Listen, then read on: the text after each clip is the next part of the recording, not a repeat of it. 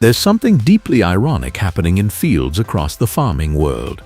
The combines that were supposed to replace older machines have broken down, been scrapped, or become too expensive to repair, while the obsolete harvesters they replaced are still running strong. These vintage machines have outlasted not just one generation of replacements, but sometimes 2 or 3. They're proof that newer doesn't always mean better, and that genuine quality can outlive technological advancement. Today, we're counting down 10 old harvesters that have outsurvived their so-called improvements. Number 10.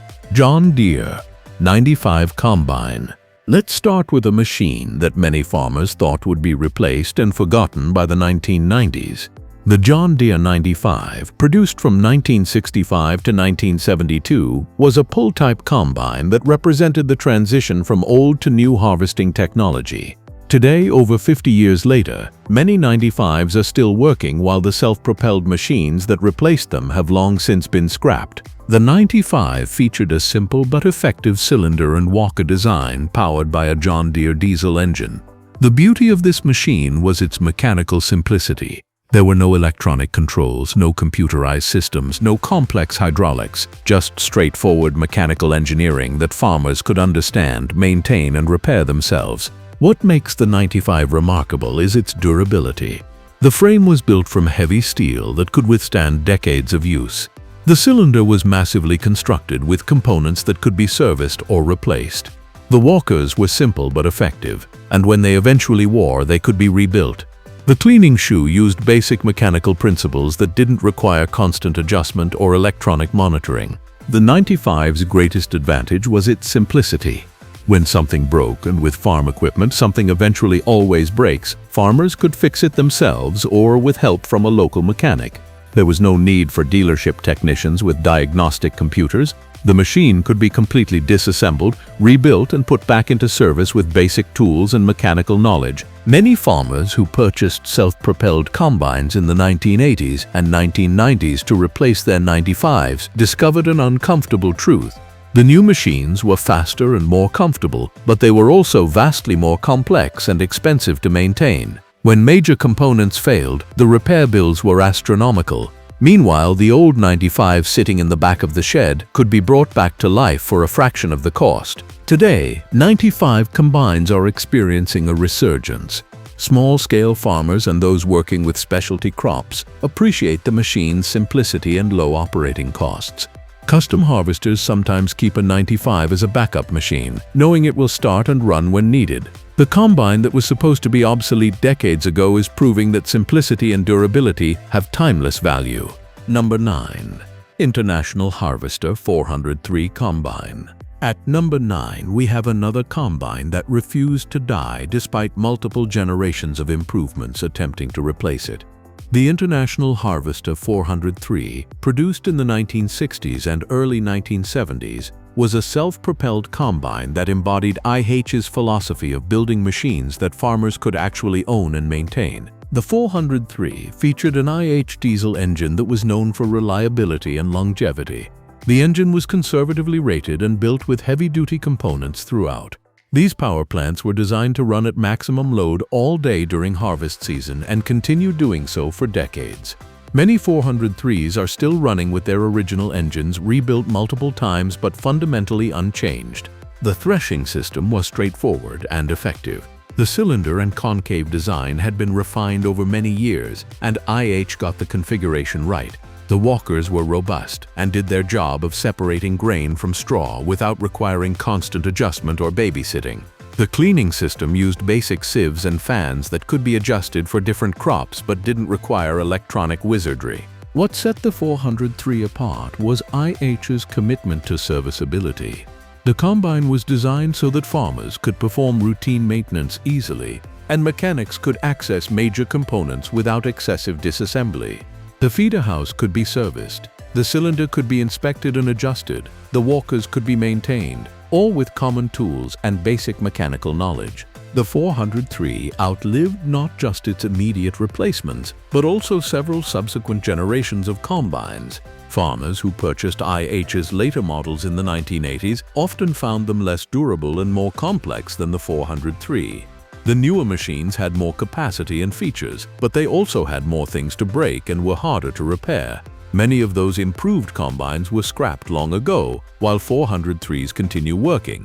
Today, 403 combines are valued by farmers who appreciate their simplicity and reliability.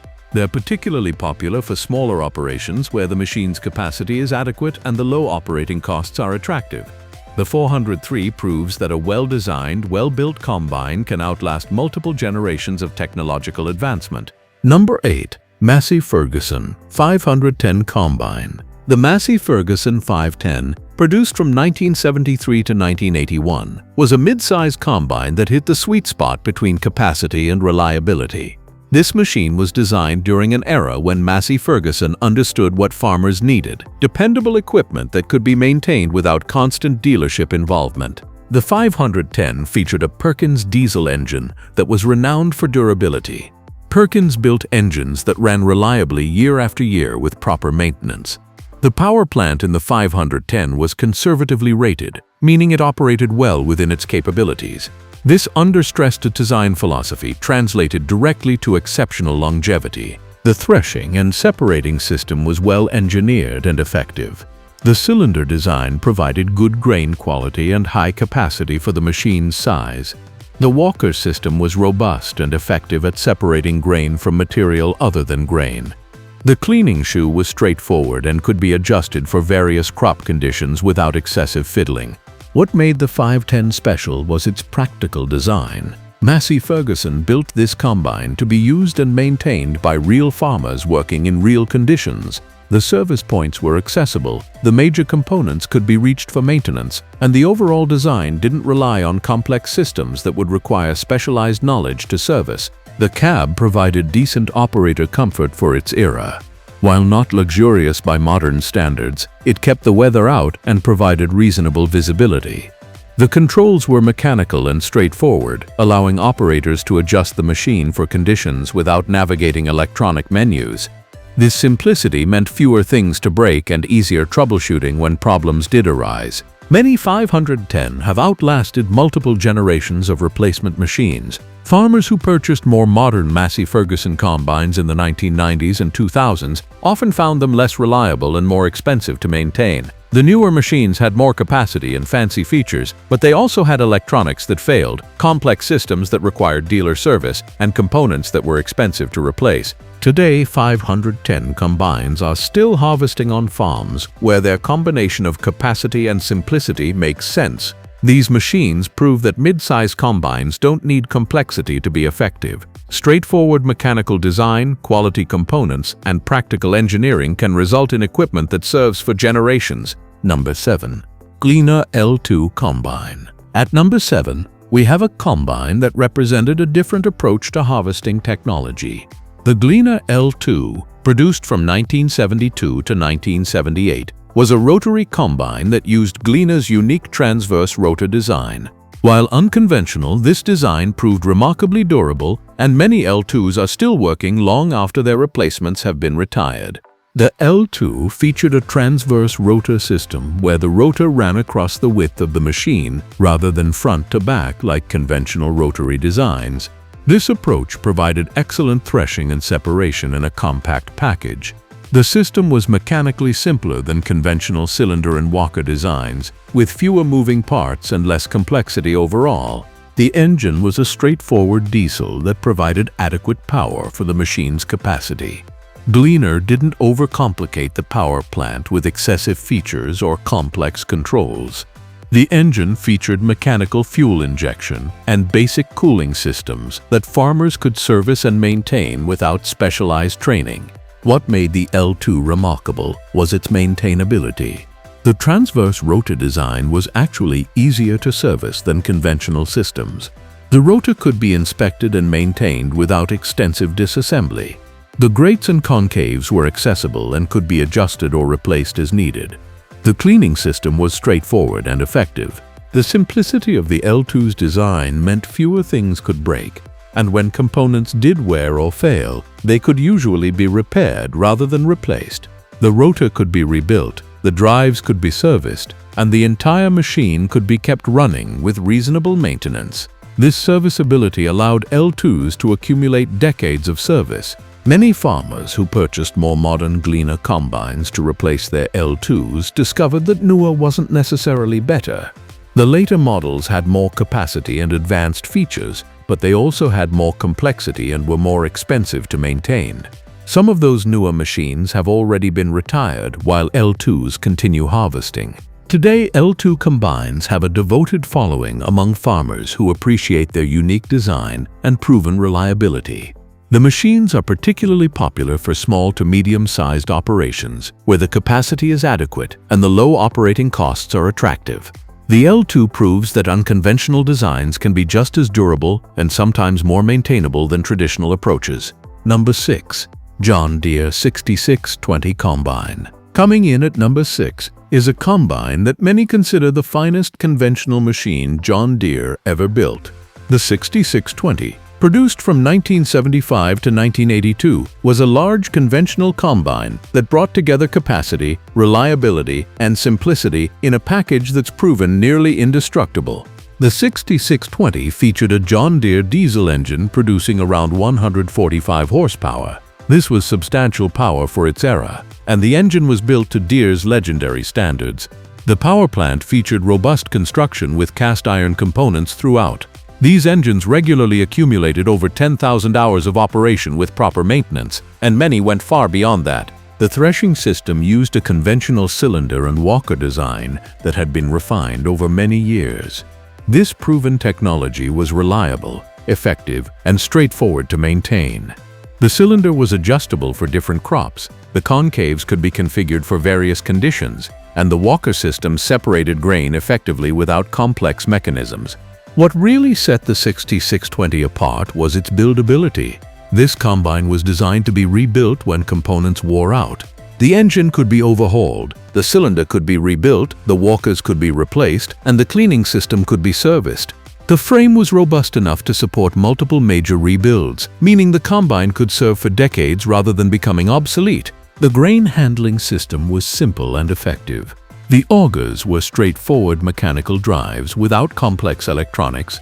The grain tank was appropriately sized and unloaded efficiently.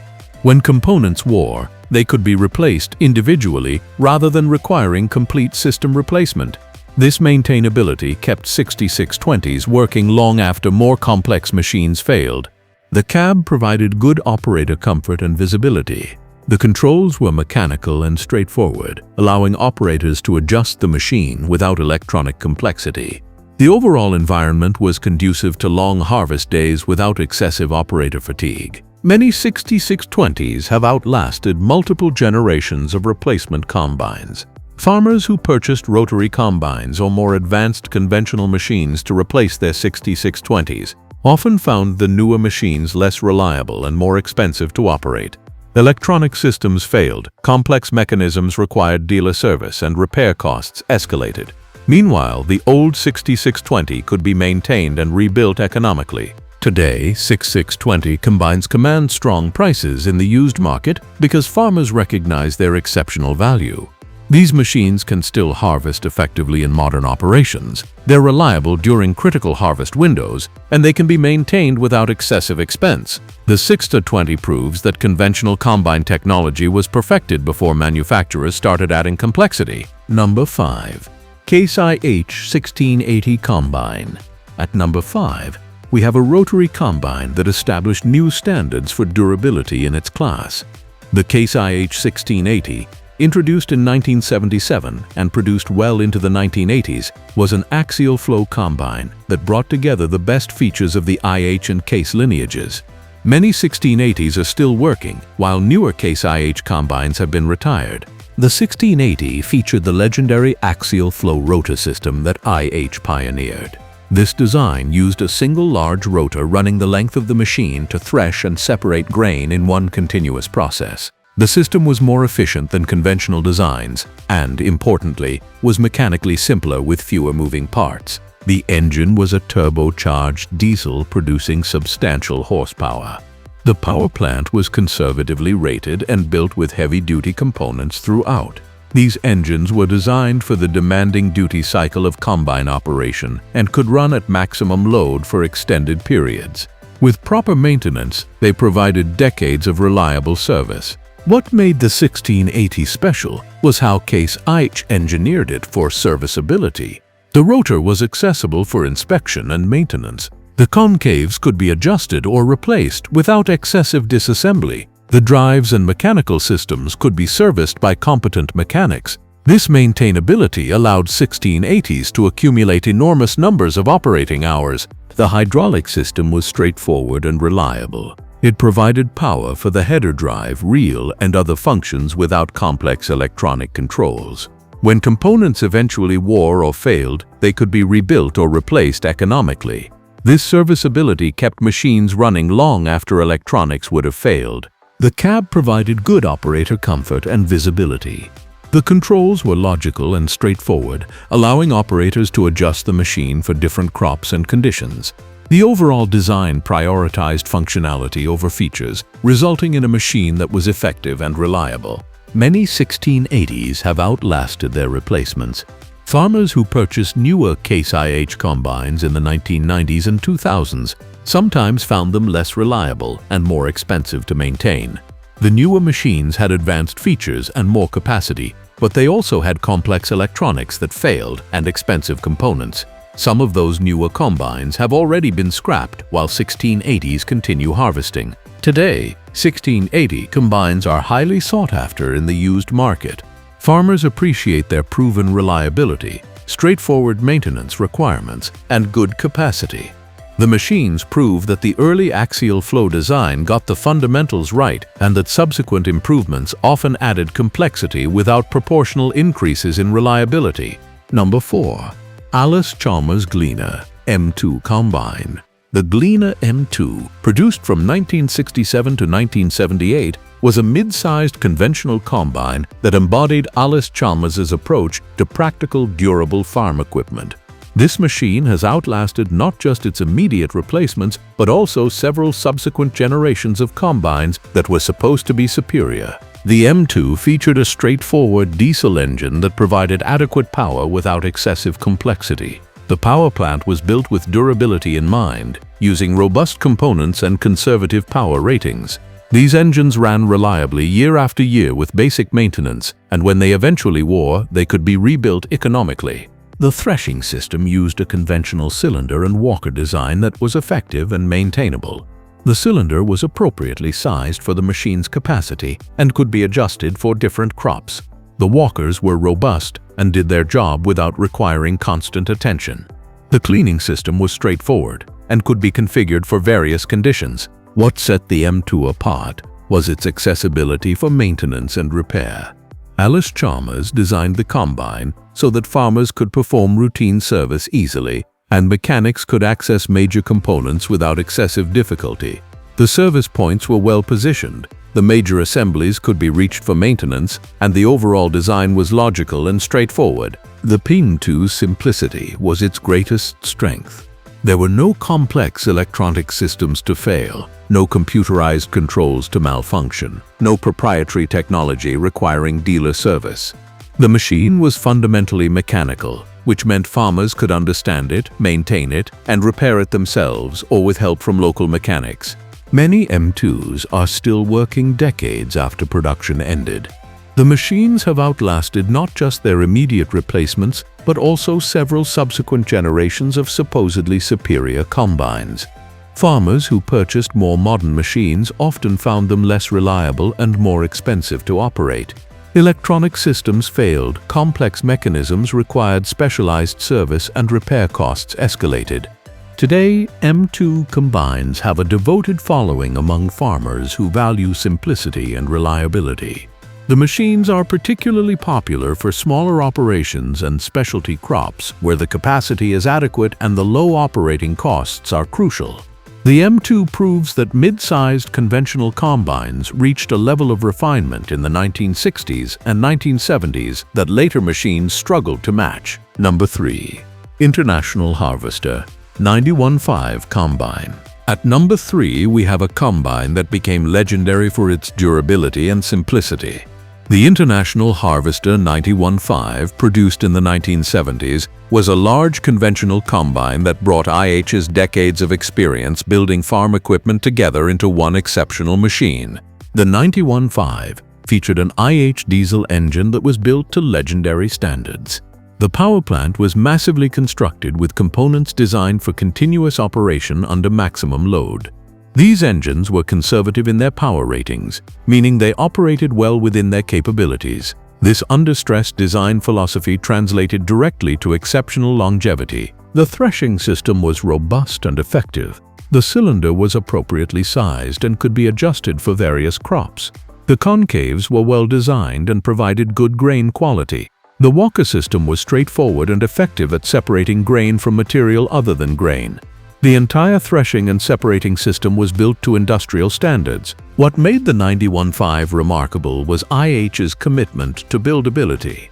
This combine was designed to be completely rebuilt when components wore out. The engine could be overhauled multiple times, the cylinder could be rebuilt, the walkers could be replaced, and the frame could support these multiple major overhauls. This design philosophy meant the 91.5 could serve for generations. The grain handling system was simple and effective. The augers, conveyors, and elevators were straightforward mechanical systems without complex controls. When components wore, they could be replaced individually. The grain tank was appropriately sized, and the unload auger discharged quickly. The entire system was designed for reliability rather than features. The cab provided decent operator comfort with good visibility. The controls were mechanical and straightforward, allowing operators to adjust the machine for different conditions without electronic complexity. This simplicity meant fewer failure points and easier troubleshooting when problems arose. Many 91.5s have outlasted multiple generations of replacement combines.